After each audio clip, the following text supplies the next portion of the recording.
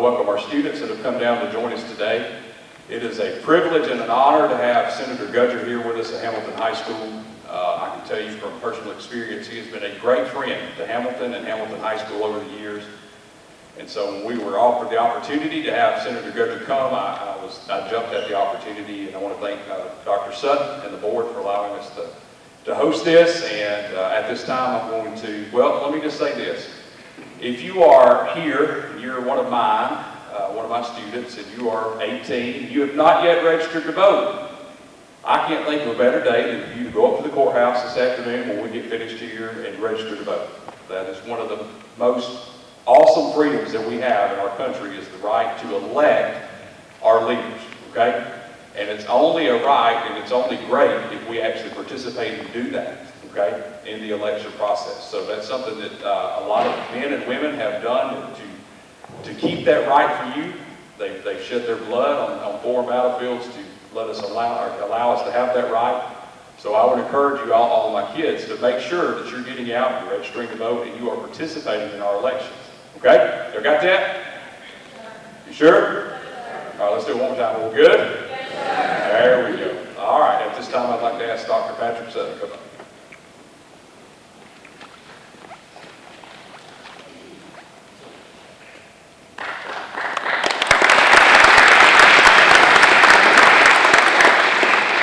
Thank you, Mr. Cantrell, and I appreciate him and his staff. And I did happen to think while he was talking that it's kind of neat. It's been a long time since I went on my senior trip, but it is neat that you all seniors are coming back off senior trip and all the things that you were able to see on that trip. And now you come and you hear from one of your leaders in the state of Alabama who's going to speak to you today.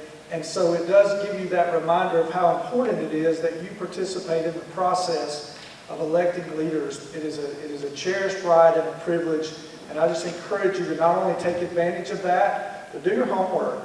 Look at the candidate and study what you're actually voting for. And we are very thankful today to have Senator Garlan Gudger with us. As we get ready to bring him up, I do want to mention a few people that are really important today.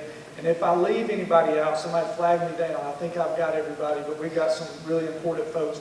First, I want to just say thank you to your career coach here, Ms. Carmen Nichols, and also to Jennifer Nichols for helping bring this and put this together today. I appreciate them.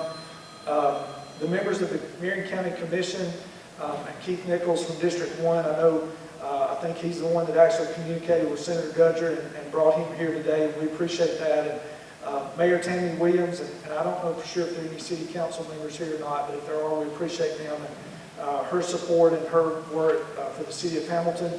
Members of the Board of Education that represent Hamilton, Joyce Fowler and Mark Deering are both here. We appreciate them for being here as well. Members of our central office team, Career Tech Department, Josh Weatherly and Benja Jackson. I do not have time to shield for the Marion County Career Academy, but it's going to be great. I'm really excited about that. I also want to mention Scott Hunt, who works with the Marion County Commission. I noticed he came in. We appreciate Scott. And also, I know that Principal Gary McCarley from Hamilton Elementary is here. I'm looking to see if Norman made it. I don't see Mr. Ballard. There he is, hiding back there in the back from Hamilton Middle.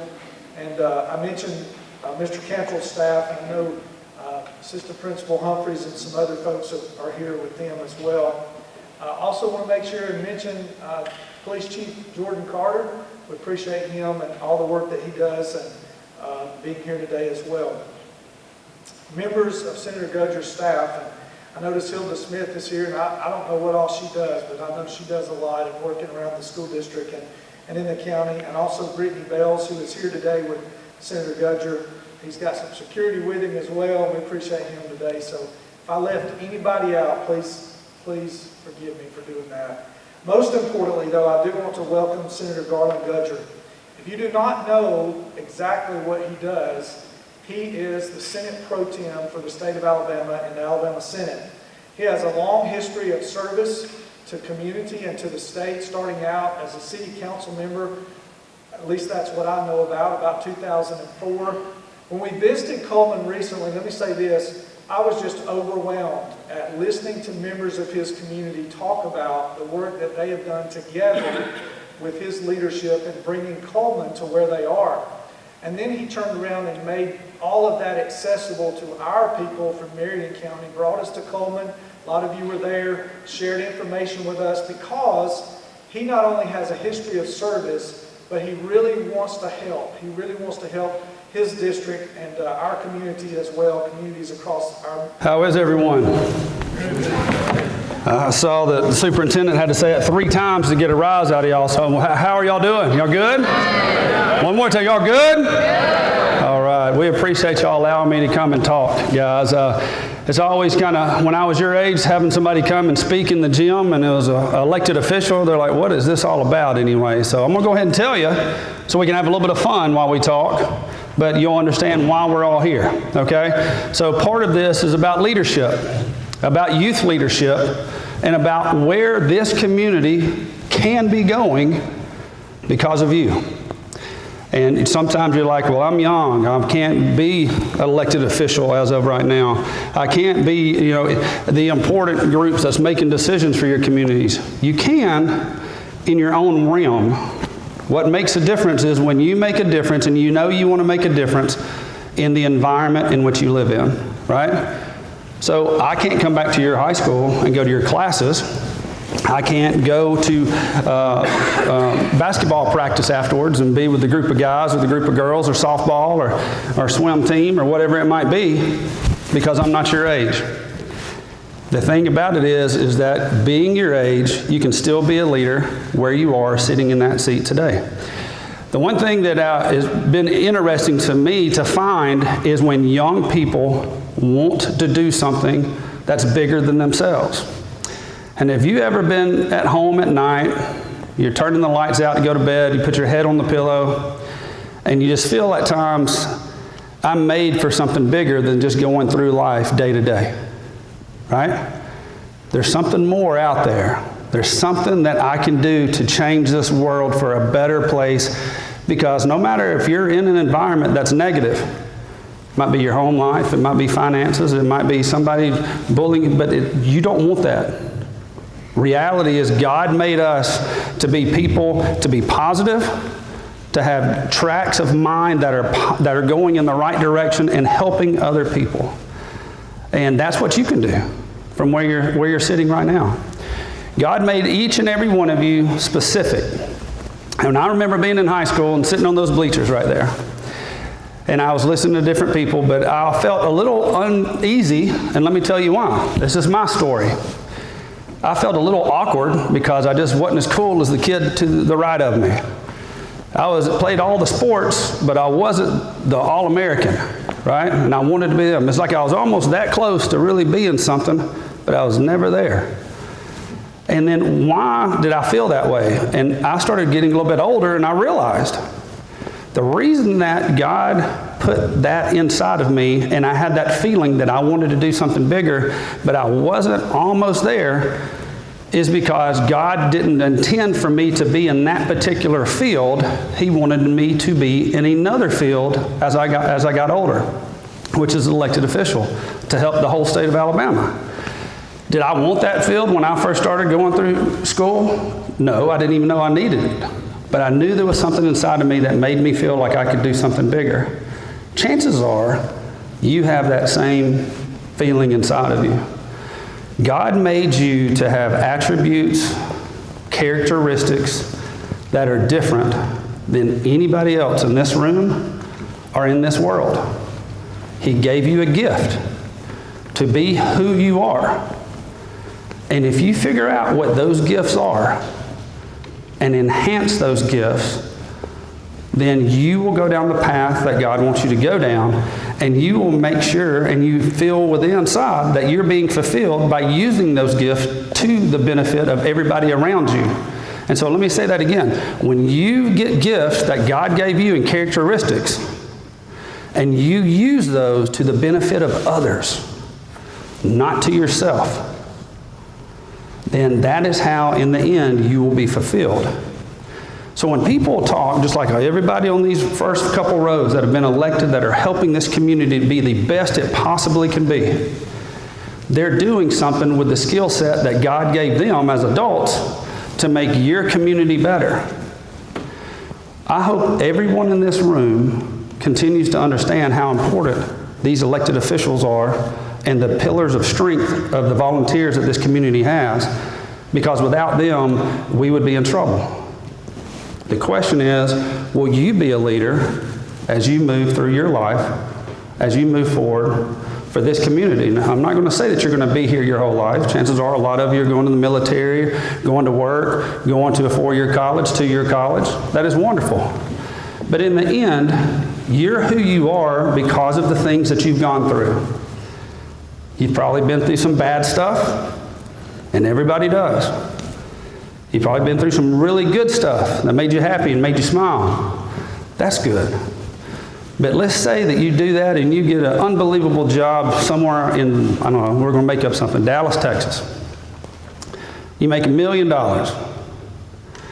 My question to you is, always remember your roots and where you came from, because you sitting on these bleachers right here has helped form the person that you are, so that you can go out into the real world and make a difference in the real world once you leave this school, no matter where you go. And when you get to a point where you feel like, I've done really well, my charge to you is that you come back either with financial capability, with volunteer time, with some way to help your local community to say, I'm going to come back and make a difference there.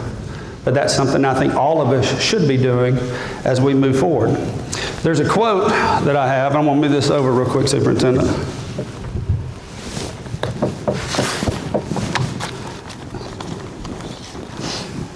Now, there is a difference as we move forward of power and influence. I've been trying to figure out for the last few years since I've been in the Alabama State Senate, the difference in the word power and the word influence. What I'm hoping that all of you have, and that you will have in the future to come back to help this community, is influence more than power. And let me tell you why. Influence means that over time, people will come to you to ask you for advice, and they believe in you. And so even when you're out of office or out of whatever field you go into, if people keep coming to you for advice because they trust you, that means you have influence and you're leaving a legacy from now on. All right, what's the difference in influence and power? Usually power comes with something that's financial. And when you have power, I'm in charge of the state's budget with 34 other senators. Any penny that is spent in the Alabama State Senate has to run through us. When I leave office, do you think the same people that are needing funding right now are going to come to me after I leave office? And that's going to be no, because I don't have control over that anymore. I don't have authority. But right now, I have a little bit of power, I have a little bit of influence, and I can make a difference, a lot of difference for the state. But really what I want for you and for me to be the best that we possibly can do is use the attributes that God gave you, so that when you don't have the power, people still come to you for influence, because you can still influence your communities and your friends and your families for a positive. Because that's the difference, is where you're leaving a legacy for this community. There's going to be times, guys, where you are right in the middle of a battle. And when you continue to do well, there's not going to be everybody around you that praises you all the time. These adults and these elected officials up here that have been through not only elections, but also just through life, they have gone and tried to accomplish certain goals. And they thought they were going, and everybody was behind them at times.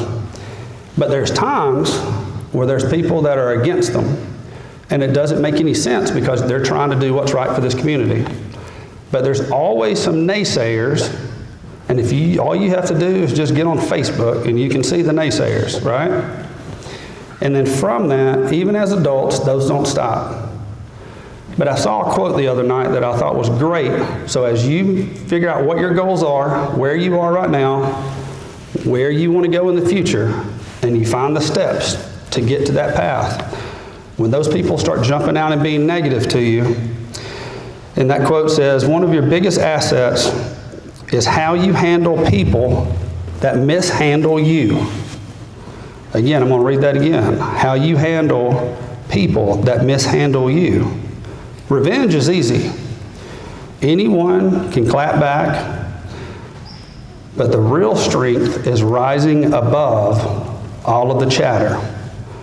Don't let their actions pull you out of your character. Don't let their actions pull you out of your character. So keep that in mind as far as how you handle the naysayers and the people that are negative in your life. Because this group up here, y'all are doing something that we haven't done. Y'all have had to deal with social media and digital your whole life. We didn't have that. I didn't anyway until I was out of college. I mean, I got back and got my first phone about 3 years after I was out of college. So y'all are dealing with stuff totally different than I am. But when people are trying to pull you down and not let you be the person that you're supposed to be, don't get in the mud and start slinging mud back with words. Rise above it. Keep your head about you. Stay solid. And make sure that you're doing the right thing that God would want you to do, not what we want to do, which is fight back, right? But always doing the right thing as we move forward. We have communities that we have tried to strengthen over time. And that has happened here. We're blessed to have a school board, community leaders, mayor, superintendents. We've got administration, teachers that care about you guys. You need to take advantage of that. And if you're going through something hard, make sure you have somebody to talk to, not only your friends, but other people. And as your friends, sometimes you don't want them to know everything that's going on, whether that's with your boyfriend or girlfriend or your family back home or what's going on. Find somebody. If you've got something, you are not the only person that has gone through what you're going through, and find somebody that can talk to you about it, because that's what the devil wants you to do, is feel like you're by yourself and you're the only person that's ever gone through it. You're not.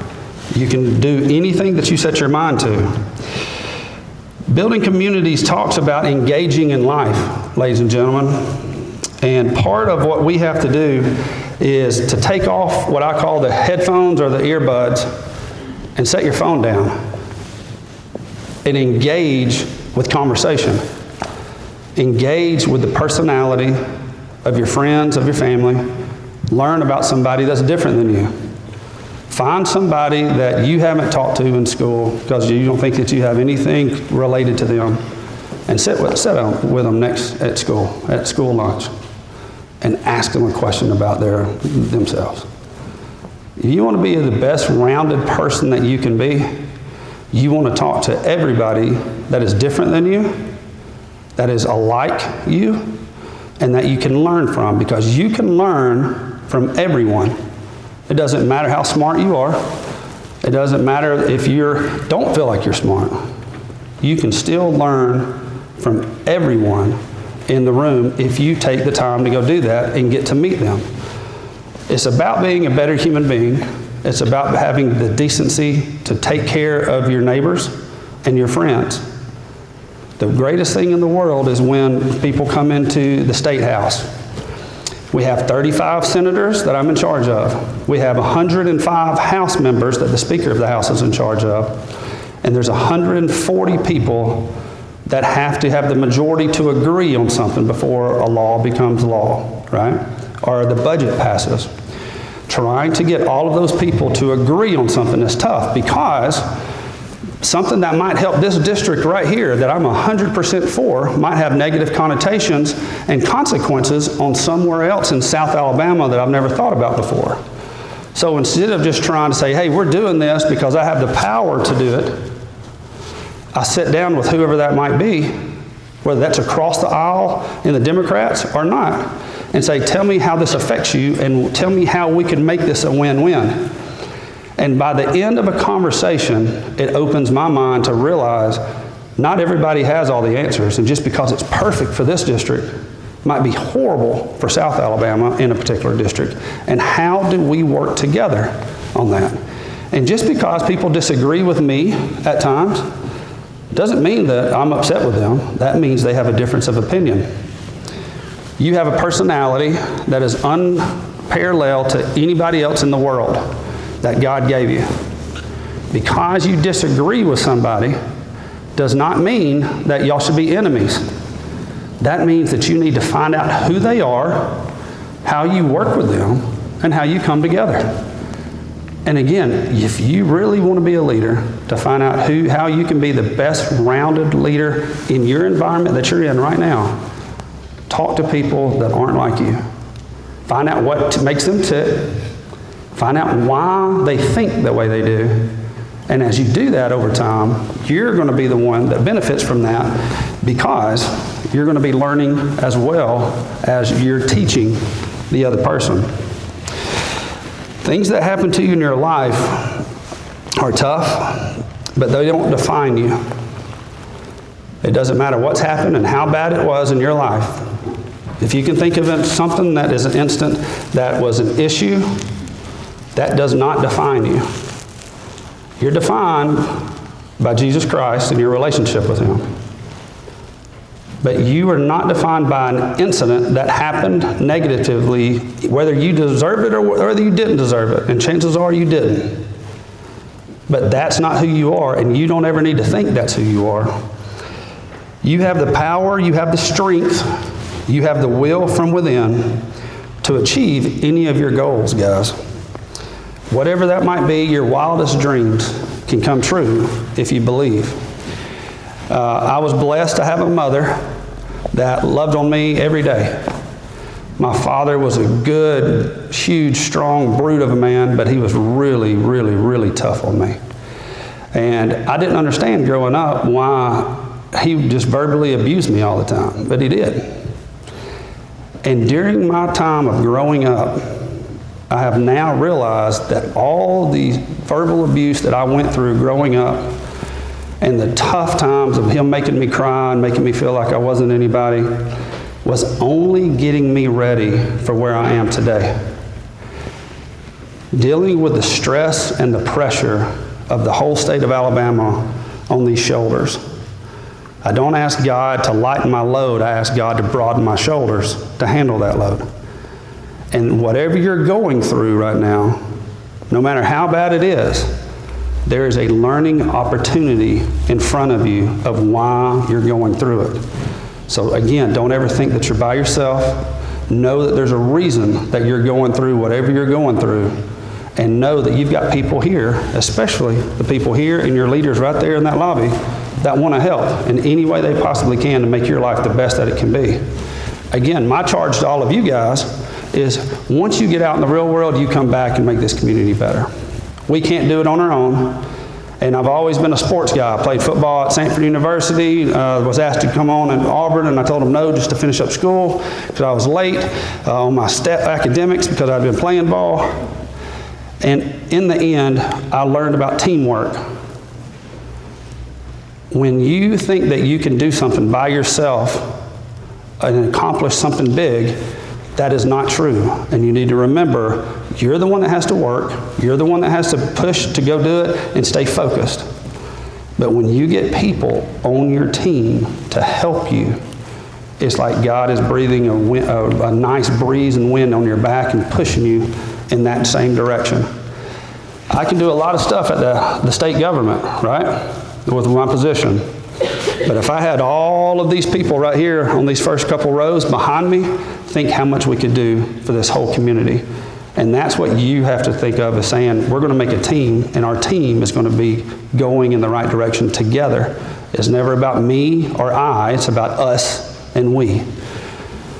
One last thing as far as where you are in life, you have goals. You've got to know where you are right now. All right, that's a lot of information I gave you today. Just my goal was to make sure that you're encouraged and that you know you've got people and you've got a relationship with Jesus. But where you are in your life right now, you have got a decision starting today. And where you want to be at the end of this year, where you're going to be going to school, in the future, who you date, if you get married, if you don't get married, what you want to be doing with your life. But if you don't start now saying, okay, I don't know where I want to be in 5 years, but I know where I want to be next year, and you start making a little bit of progress each day to get there, you're not going to get there. When I was your age, I'd always think, hey, well, I'm going to be here one day and I want to be at this particular position. I didn't do anything to get there. I just thought it was going to show up one day. It doesn't. You have to work a little bit and progress a little bit each day to get to where you want to be. And if you realize that and you map out where you are, you will change the trajectory of your life till you're my age, right? But instead of just kind of doing like this, going through life, you are now on a straight trajectory of kind of where you're going and what you're doing. We're blessed to have people around us that support us, that love us. And if you don't, there are people there that do. And you've got to realize that you're not by yourself. My son is 22 years old, and I've got another son that's 19. And I'm not hip on all the terminology, but he's telling me what is my biggest flex, and I had to ask him what the world that meant, so he told me because I'm a little bit older than you guys. He calls me a boomer, is that right? A boomer, somebody? Is that what you call me? Okay. Anyway, he said, what is your biggest flex? And so I told him the other day, I said, I'm going to look at this, and I wrote some stuff down, and then I found a quote that made a difference, and I want you to let me read this, and then I'll be finished, all right? But my 22-year-old son, Tripp, said, Dad, what's your biggest flex? This is what I wrote. The real flex is how many lives you can positively impact. It's not about cars, it's not about necklaces, it's not about money, it's not about clothes, it's not about clout. Influence means nothing if you're not helping somebody grow. The legacy you leave won't be measured with what you had, but it's going to be measured by who you helped. Real power is when your presence inspires action. Real power is when your story is told and sparks change for other people. Real power is when your content shifts someone else's mindset and helps them to unlock a new level for themselves. If you want to be remembered, make people feel seen. Make people feel heard. Share what you've learned and always lift others up as you climb the ladder. The impact that you make on others will outlive every material thing that you chase. That's the difference between popularity and a purpose. I'm going to read that part again. The impact you make on others will outlive every material thing that you chase. That's the difference between popularity and purpose. You weren't called just to win, ladies and gentlemen. You were called to lead. And real leaders build more leaders. Real leaders build more leaders. Everybody that's in right here today wants you to be the leader that you're capable of being. You have potential to do anything you want to do in this world if you believe in yourself. It doesn't matter what it is. It's funny that I say those words because I went to the Ella Langley concert. Any of y'all go to that Morgan Wallen concert in Tuscaloosa the other night? You did? Yeah. She said the exact same thing on stage, and I loved it because I say it all of my speeches. But she said, you can do anything you put your mind to. I never was meant to be here. This is bigger than I thought I could handle, but God gave it to me, and I'm being able to manage it because He's with me. I just want y'all to know that we love you. Each and every one of you are unique, and I'm proud of you. Anything I can do at the state government, letters of recommendation, whatever, it doesn't matter. I want to help you grow, and the people that are here want to help you grow. As we work together, guys, we can accomplish amazing things for this community. But it's got to be all of us, and when you get to be my age, older, remember this community and come back and support, okay?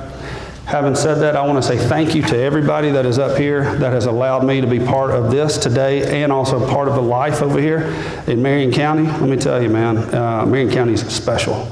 It is potential for growth like nobody's seen in the state of Alabama, and I travel all over the state, but this particular area right here is unbelievable, and we can do it together.